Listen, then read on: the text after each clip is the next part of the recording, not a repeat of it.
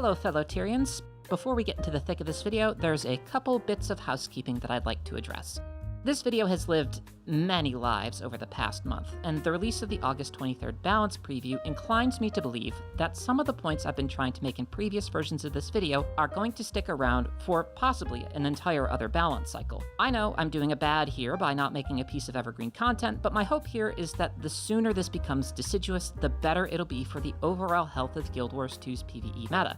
God swelling and the creek don't rise, maybe the leaves will fall off of this video by the 23rd. And if not by then hopefully soon after. First off, I want to own up to a couple of mistakes I made in my original Mechanist video, other than saying the name wrong. I'm not going to spend a lot of time on this first one because it isn't really relevant anymore, but I was standing too close to the kitty golem to get my own aim-assisted rocket procs. That would have represented a couple thousand extra DPS in Rifle's favor, possibly putting it over Mace from an auto-attack perspective. That said, I found some benchmark videos from before the initial hotfix in June from users Crone and Scrath that had Mace Pistol outperforming Rifle, so my point kinda stands. You can find links to those videos in the description, by the way. What I'm saying is, I was still correct, but it was more due to sheer dumb luck than anything else. The second one, which is a mistake that I consider far more important, and one that I saw several other content creators making, was that people were going into the Special Forces training arena and hitting all boons, all conditions, please spawn my golem, and then looking at the DPS and going like, "Aah!" While okay for giggles, practice, and great for making content about how busted mech was after the initial patch, and to be fair, it was, but with that configuration, you're technically dealing an unrealistic amount of damage against the kitty golem because of this trait right here. To be entirely fair to them, this is dork stuff and adds like a minimum of 6% strike damage from the text of the trait, and all the condies you can give the kitty golem versus the condies you can give it benchmarking. It's not a lot, but that can make a situation that, again, already looks pretty bad, look a lot worse than it actually is. I was looking to crank out a video ASAP because I was annoyed by how coy people were being about actual numbers that rifle mechs were pulling, why they were pulling them, and because that's how you get people to click on your content. In my haste, I forgot that engineer was one of the professions where the amount of condies on the kitty golem matters. I'd wager that I wasn't the only person to make the same mistake when trying to strike while the iron's hot, and that none of these cases were like intentionally to pad numbers for a spicy thumbnail. So, my bad. I know it's good for getting clicks, but going forward, I'd rather make subpar content that I'm happy with than hastily tossing out subpar content that I'm only posting to be seen. Anyways, let's get on to the rest of the video, and that is, what's the deal with Mechanist? Ask a dozen people and you'll get a dozen answers that are all unique ways of saying roughly the same things. So let's start with the most common one that I've heard, and that's, it's damage. The discourse became especially popular after the initial balance patch because of all the posts about the amount of damage rifle mechs were doing. If you ask me, it was probably one of the first things that people instinctively did when going to the Special Forces training arena. Hand the Mechanist the freshly reworked rifle, start auto-attacking, laugh at the broken animation and all the exploding crit numbers, and then laugh some more as the wacky numbers start to spill out of chat or out of ARC. A logical conclusion that you could draw is that rifle would be the cause, when it really wasn't exactly. Rifle itself was pretty middling.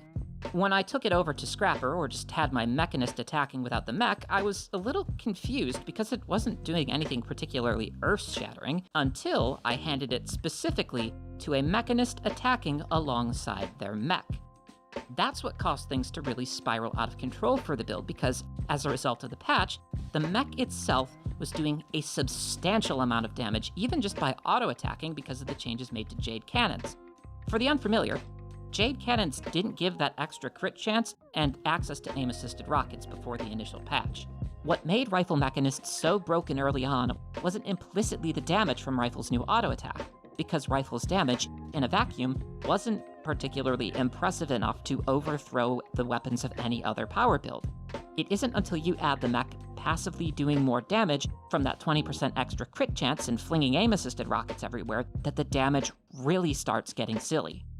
Add in the mech's skills, which got a flat damage increase, a decrease in its animation duration, could be used more often, and could be used with less of a chance of interrupting itself with its own animations, and you've got one heck of a DPS build that was solved out the gate pretty darn quick and was easy to play. The changes to Rifle weren't what caused this per se. Rather, I believe they enabled Mechanists to exploit a whole mess of freshly buffed traits to their fullest extent. Mace Pistol used to keep up and sometimes even exceed Rifle's damage in some encounters, but Rifle stole the spotlight through its versatility and because it was the first to point out some of Mechanist's most dire flaws, and we'll get into those later. Now, even though I was a bit of a Mace Pistol truther for the longest time, I have to admit that the changes from the August 2nd patch cement Rifle as the go-to weapon for Power Mechanists in darn near any fight that can use a Power Mechanist. But that makes it easy because now I only have one set of numbers to talk about, and they're numbers produced by people who are actually good at this game, so I can use them in my analysis with confidence. At time of recording, Mechanist builds that have been tested stand at 37.5k DPS for Jade Dynamo Condi Kit Mechanist, 36k DPS for Power Rifle Mechanist, 34.8k DPS for J-Drive Condi Signet Mechanist, and for good measure, 24.7k DPS for Power Alacrity Mechanist. Heal Alacrity Might mechs have yet to be benchmarked, but they're in Harrier's gear and are healers, so I'm not sweating the numbers on that one too much. And Condition Alacrity Mechanists appear to have been moved to the Legacy build section, so I don't feel comfortable sourcing numbers there. Jade Dynamo Condi Mech is 8th place overall for DPS builds, and honestly, that seems fair. It's a kit build. The only thing that's easy about that build is how easily you can dumpster your DPS while juggling 4 bars worth of skills. Frankly, I'd say it should do more damage if it weren't for, well, everything else. Power Mechanist's current position is 15th overall for DPS builds, but it's in a bit of a state of flux because of the buffs to Mesmer weapon power scaling and its own changes to the aim-assisted rockets and Rifle's auto-attack animation duration. Crone, who I mentioned earlier, has a work-in-progress video of it doing 500 less DPS than before the patch, but again, it's a work in progress, maybe some other things will be found. For now, let's assume that it's going to stay in 15th place out of 22 overall for DPS builds, which, by the way, is 3rd place out of the 5 benchmarked power DPS builds, both Power Virtuoso varieties being the 2 currently underneath it. With the statistical placement in the meta as far as damage is concerned, it doesn't seem like that's that out of line. J-Drive Condi Mech is in 19th place of the overall 22 for DPS. Again, it doesn't seem especially broken, and it's a rather straightforward build to play, which is a thing I think the meta needs at least some of. It's not causing the end of the world as we know it, and there are clearly other builds that offer more damage for more complexity of play for those who need it, so I'm not really seeing a problem here. Power Alacrity Mech is, quite literally, last place among all benchmarked Alacrity builds, and is the only listed Power Alacrity build. Every Alacrity DPS option in the game is better than it, as far as raid viability is concerned, except for Alacrity Untamed and encounters with CC immune objectives, because the build literally does not work in those fights. Lastly, healing Alacrity mechs are absurd as far as their utility and playability is concerned, but they have meaningful competition with Tempests and Druids. It is, however, worth pointing out that healing Alacrity mechs appear to be getting a nerf as of the August 23rd patch preview, while Tempest, Druid, and Chronomancer are all getting buffs, so that's clearly a sign of something regarding its performance. Also, Alacrity Renegade's got a buff, technically. Kinda, so maybe they'll see play again? Hope springs eternal in the heart of an average Revenant enjoyer. Anyways, none of the Mechanist's numbers, when viewed independently from each other, seem like they result in Mechanists dominating the PvE meta quite like it is now. But that's because while the numbers tell a story, the answer exists beyond the numbers. First is that these numbers are, from, broadly speaking, full rotations. They show the high end of what a spec can do, or what most would consider the skill ceiling. You're using everything that the build has at its disposal to the most efficient or effective way possible, and things can get complicated pretty quickly when you're trying to play like that. The opposite of the skill ceiling, if you can't guess, is the skill floor. That is technically what the build has to do at its most basic level in order to fulfill its role in a party or subgroup. For DPS builds, that's deal damage. For healers, it's healing. And for supports, it's usually turning out whatever boons you're supposed to be making so that they're on your allies whenever needed. In reality, the skill floor of a given build isn't always just auto-attacking, but I think the comparison is worth showing off because it's demonstrative to where the skill floor of Mechanist is compared to its ceiling, and where the floors of other DPS specs are compared to their ceilings. Also, literally just auto-attacking is the kind of benchmark I know I can't screw up, so I can safely contribute numbers to the conversation without concerns of my, dexterity-related shortcomings making artificially low numbers. Do be aware, though, that I don't have statted infusions, I'm not using ascended food when that's relevant, and my stat lines aren't exactly what's listed on Snowcrows for some of these builds. My numbers will be a little lower than if we dragged whoever did the benchmarks out to just auto-attack the kitty golems, so take all of this with a grain of salt. For this comparison, we're going to be looking at what I'm calling the literal actual AFK DPS of a set of builds where I quite literally press the attack button and then Alt-Tab back into Elden Ring because I'm using Bestial incantations this playthrough and Deathroot doesn't collect itself. My candidates in this case are Power Mechanist, J-Drive Condi Mechanist, Condi Untamed, Chaos Condi Virtuoso, and Condi Spectre. Boy am I glad they're buffing power builds on the 23rd. Anyways, the literal actual AFK DPS of the builds are as follows. Power Mechanist does 27.3k DPS, which is a 24.2% loss from benchmark. That's a big hit, right?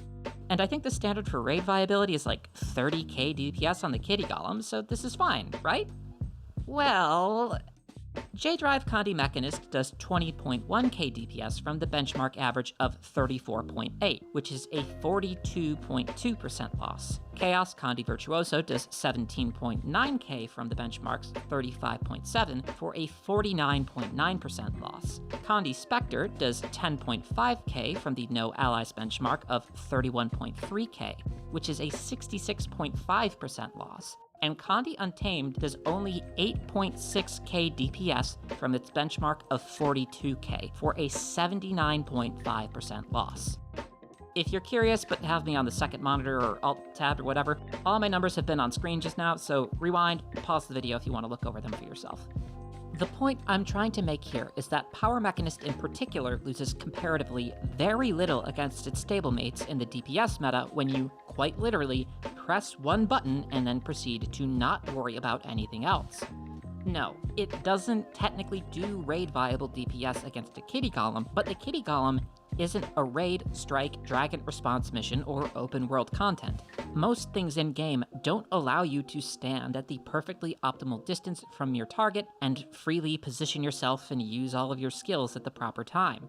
Actual gameplay can be messy. Bosses move, mechanics happen, boon-up time might not be optimal. You may just plain mess up your rotation in one way or another, and now you have to recover. When the bulk of your damage comes from using skills and interacting with your profession mechanic, those little things can come up in fights and lower your damage output, and that fall-off can be steep. When so much damage comes from entirely passive sources, like your auto-attack, auto-firing skills, passive buffs, and freebie trait procs, many of the elements of gameplay that would lower your DPS don't have the same impact. Sure, an enemy going invuln or invading is an enemy that isn't getting hit by anything regardless if it's a rotation critical skill or just auto-attacking, but that skill's now on cooldown while the auto-attack's up and running the second you can hit the boss again. Poor alacrity uptime also just doesn't matter when the source of most of your DPS isn't affected by alacrity at all. God forbid if your auto attack is range 2, because now your target is moving and that may not be an issue to you. You can just continue doing damage while closing the gap on them. Meanwhile, melee folks have to burn a gap closer or just walk over there while doing less or even no damage at all like the plebs they are. There's also one last bit about how power damage builds don't have any sort of ramp up compared to condition damage builds who need to fully apply all of their conditions to get full uptime on their DPS, and that in a situation where the boss might frequently move or you might have to address other mechanics, power builds will be able to reach their peak DPS faster than a Condi build might, but there's some semantics about that maybe I can talk about in another video. Just know that in this case, it really does play in Power Mechanist's favor. That's why, if you ask me, Mechanist has become so dominant and present in the meta. It's not because it does too much stuff, though I personally believe it does, and we'll talk about that later. And it's not because it's best in slot by the numbers or the utility, because it's just categorically not in most cases. It's because the skill floor of Power Mechanist in particular is far too high for the damage that it can turn out. There's practically zero risk for playing Power Mech, especially when, if your group needs alacrity or healing, you can easily pivot into that. If not, just go in, literally use no skills whatsoever, and be one of the top damage dealers in the squad. Add a handful of rifle skills if you feel like it, maybe worry about your positioning on blunderbuss, and you could very realistically be at the top of the charts. You should technically worry about not clipping your auto attack when using skills because of how much windup there is before you actually start dealing damage with it, but you know what gets around interrupting your auto attacks? Just not using skills in the first place. Sure, I will admit, healing alacrity mechs get a lot of play, but go to Arborstone or the Eye of the North and look around at the very large and not at all distracting or visually obnoxious robots and check what weapons they're using. It's a nice flavorful touch that I know a lot of folks find charming, and it's also what lets me know how goddamn many power mechs there are out there, and I'll give you a hint, it's a lot, more than any other type of mech by far. It's not because 2 healers or alacrity generators in a given raid or strike could be Mechanists. It's because the 6 other members of the squad could be chart-topping damage dealers with quite literally the push of a single button. This spirals out to other DPSers seeing that they're being outperformed by a Mechanist literally using just a handful of skills, if even that. Though some may be true to their beloved professions or find a way to overcome the robot revolution, others may just switch to it because they can blow up a boss faster and with less effort, so why bother playing anything else? That's why I'm a little concerned about the August 23rd patch from the preview notes. It's looking like a lot of fun power builds might be coming back to the table, and I love that because power builds make the big red and white numbers that causes my little rat brain to produce the happy chemicals. But if none of them can perform with the ease of power mechanists, there isn't much that's gonna change. Maybe healer or alacrity mechs will see less play, but it does nothing to stop power mechs. In fact, the proposed changes are giving them a slight buff. It's not a huge one, no, not the whole 5% because Big Boomer only applies to the player and not the mech, but the line is still going up. Fights already sound like this. And with the way things look in preliminary notes, they might sound like that for quite some time. The other thing that I want to touch upon is one that I discussed earlier in the video, which is that Mechanist does far too many things at a reasonable level of competency.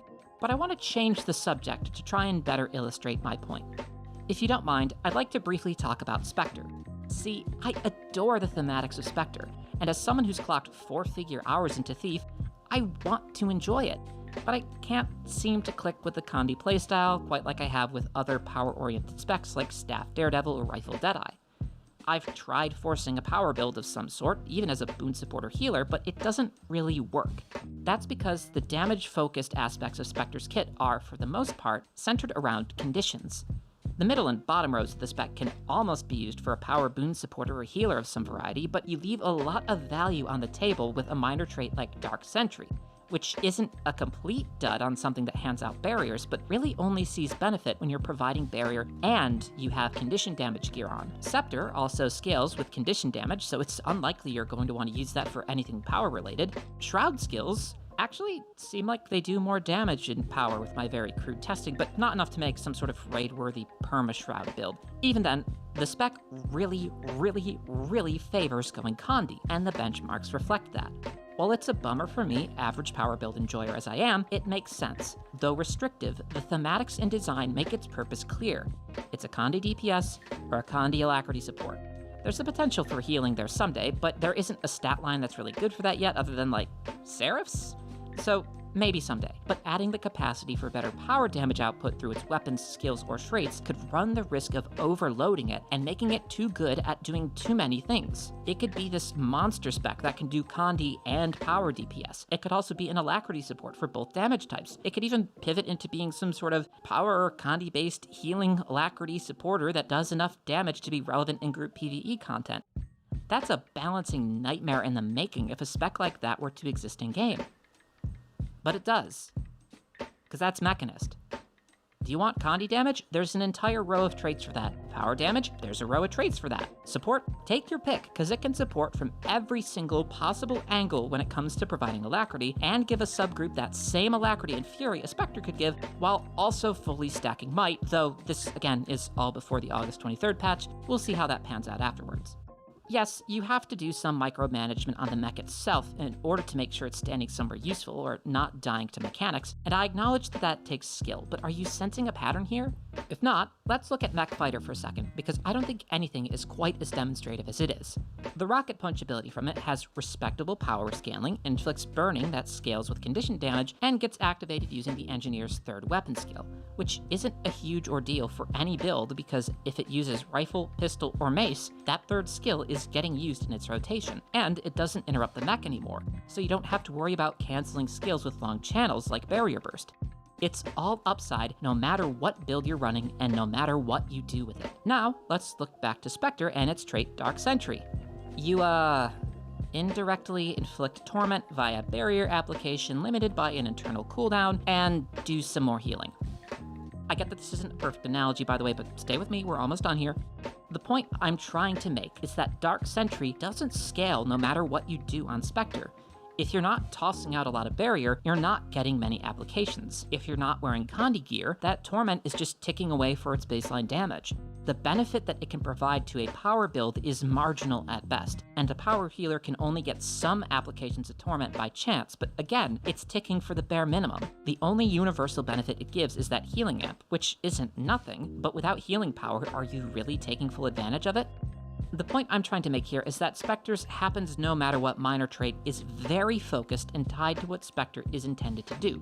Conditions, and conditions while providing support. Anything less sees marginal benefits.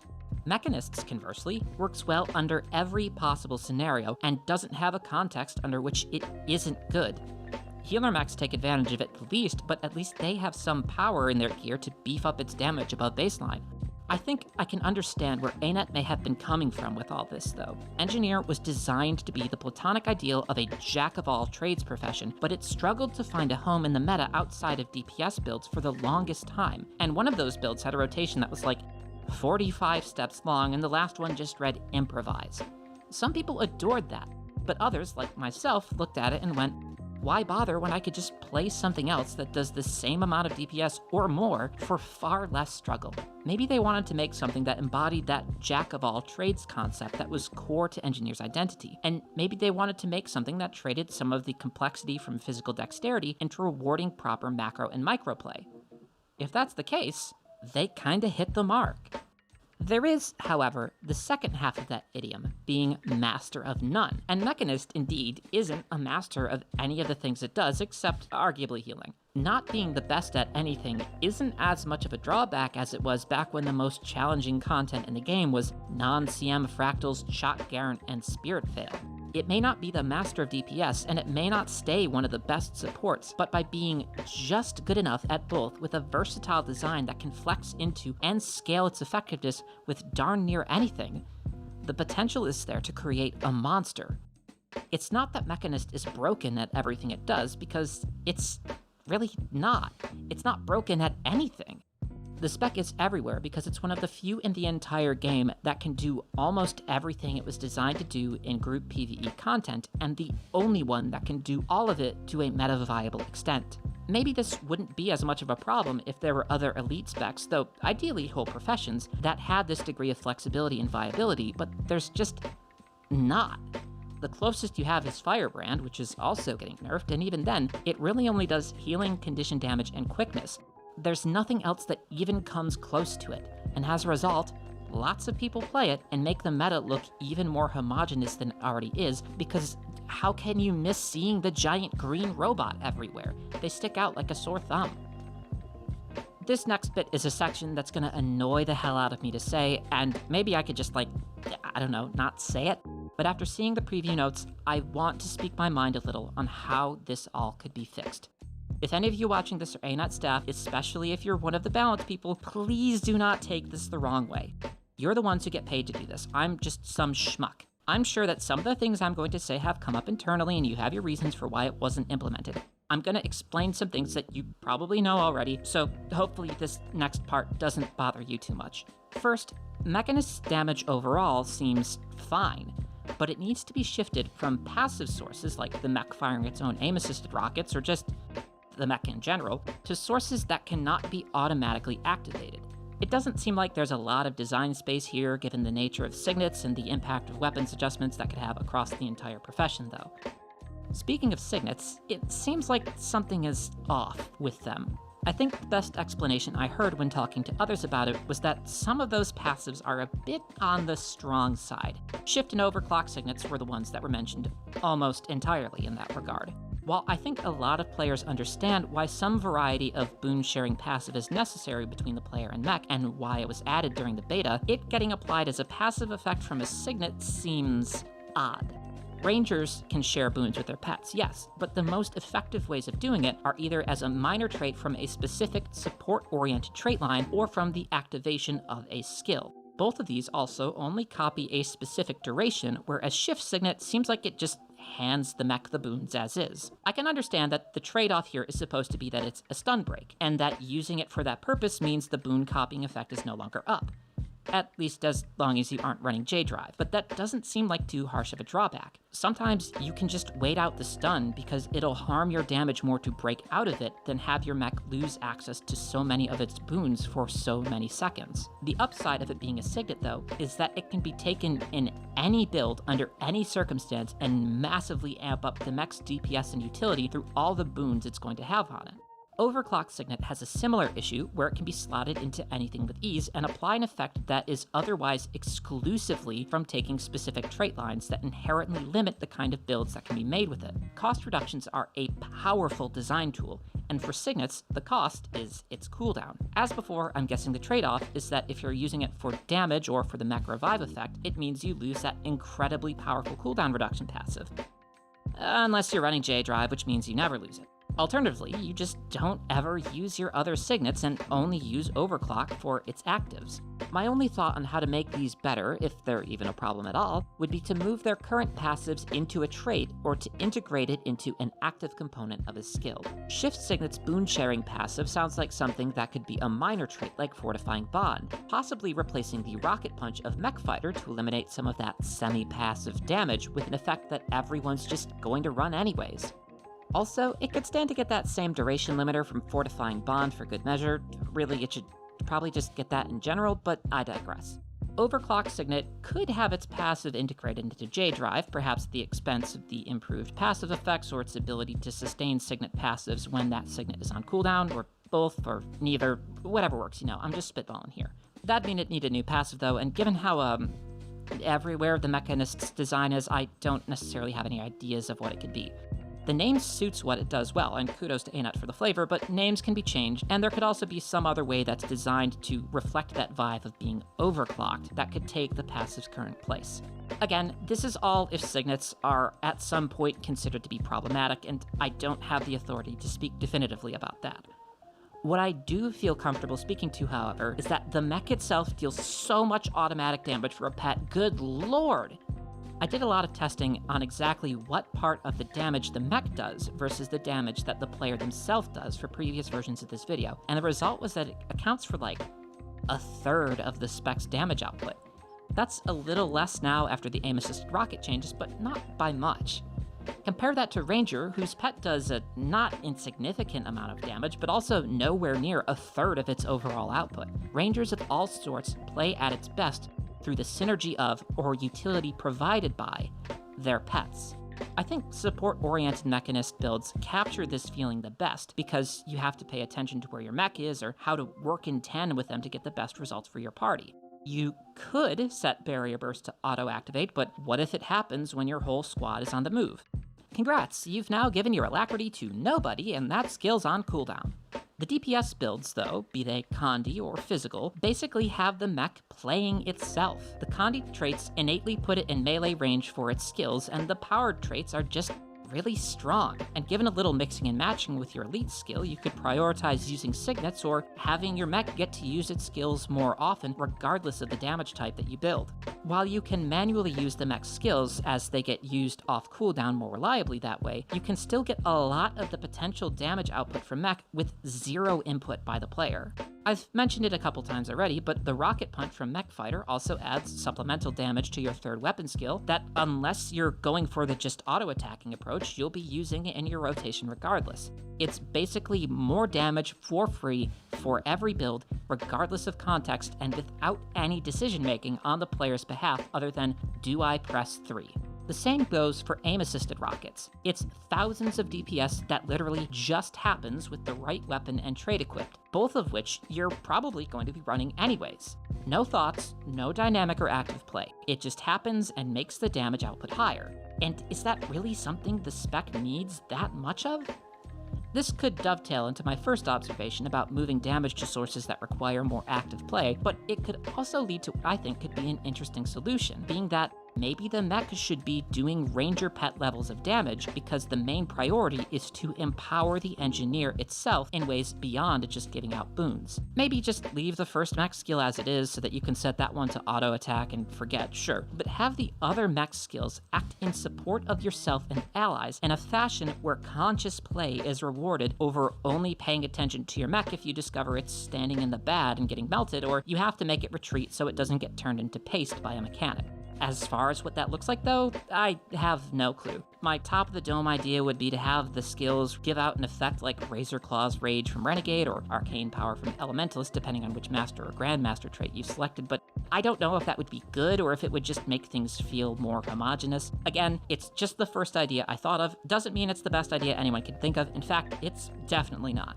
Last, and this is the part I will encourage others to take even less seriously than everything else I've talked about thus far, is that I think Mechanist and the organized PvE meta overall would benefit from having the scope of its capabilities narrowed.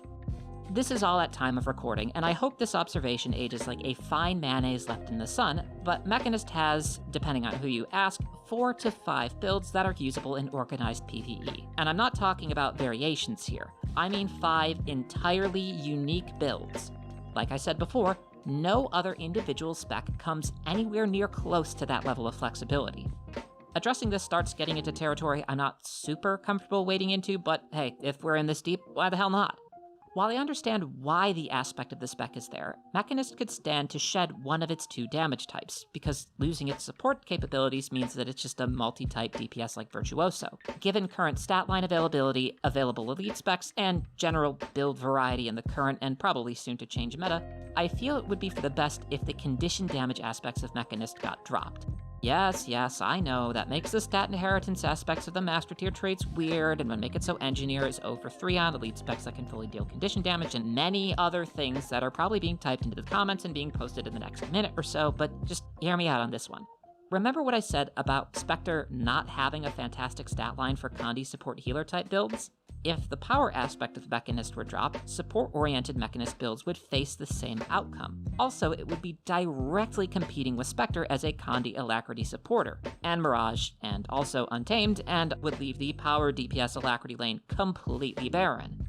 If the condition aspects were removed, this could free up some design space through an Adept and Master tier trait in the form of single edge cutters and conductive alloys, as well as freeing up superconducting signet. This space could then be used to add more aspects of active play to the spec, with the potential for tighter synergies in interactions between other traits and trait lines. Compare that to now, where the mix and match aspect of the spec is more like, get shunted into your Adept and Master traits depending on the damage type, or if you want to be support, and then maybe pick your choice out of 2 Grandmasters unless you're a support, in which case you only get 1. Maybe that top row of traits could become the signet-oriented build, with the mech becoming a melee-ranged brawler. The stat inheritance from the Master tier could become the toughness and vitality inheritance aspect of Mech Fighter, which, by the way, would make the mech less tanky overall as a default. The middle row can stay support-oriented, and the bottom row could finish leaning into the idea of making an almost turret-like fixture out of the mech that rewards the player for actively engaging in targets at melee range. With some adjustments to Mace, which used to be a solid option for power builds, the spec could still have access to 3 weapon loadouts, being Rifle, Mace Pistol, or Mace Shield. So where do these Condi components go then? Obviously we don't want that 0 for 3 Condi elite spec situation that I mentioned before, so why not Hollowsmith? Hollows have flirted with being condition-ish in the past in the form of hybrid builds, but they've never quite gone all the way to being full Condi if memory serves. It has some hangers-on and synergies from how Condi-forward core engineer itself is, but it hasn't really been able to fully lean into it. With some adjustments, like making main hand pistol gain the heat level matters effects that sword skills do, or like how Untamed got adjustments to its core weapons to better synergize with the spec overall, a pure condition DPS lane could be fully open for Hollowsmiths. Obviously, more would need to be changed, and this is the pinnacle of easier said than done. The designers and devs have their own incredibly valid ideas and reasoning for why the mech is the way it is, and far be it from me to believe that I am some enlightened being handing down the most perfect and sensible unsolicited design advice that has ever been produced. I'm not the arbiter of balance, and I don't claim to know more about the game's development and design than the actual developers and designers do. These are just the observations and thoughts from myself and some folks that I know, and not some objective truth. But if anything I've said causes even the smallest spark of inspiration, I will consider this entire endeavor a success. Just make of all of this what you will. So where does this put us, all told? Well, I don't know. The situation with Mechanist is complex and multifaceted, to say the least, with some problems being far more dire than others. The best I can do at this point is share my opinions in the way that I feel is most effective, and hope that it's received well and taken into consideration. Like I said before, power builds are getting a lot of love on the August 23rd patch, and that is a delight. It seems like things are headed in a good direction as far as the PvE meta is concerned, but without some retooling of the current king of casual play, or God forbid, another build coming around that gets boatloads of damage for just existing, I don't think much is likely to change. Again, why put in the effort to play something complex when you can possibly get better results for far less work? There's a lot more I could say, but I've been working on this video for long enough as is, and it's gotta get put out there some way. So here's to hoping that this video has a remarkably short shelf life, and this all gets resolved sooner rather than later. If you've got something to contribute based on what I've said in this video, say it on the forums, because it'll have a better chance of being seen by folks who can actually do something about it than it will in my comments. All that said though, thank you all so much for watching, and cliche YouTuber outro phrase goes here. See ya!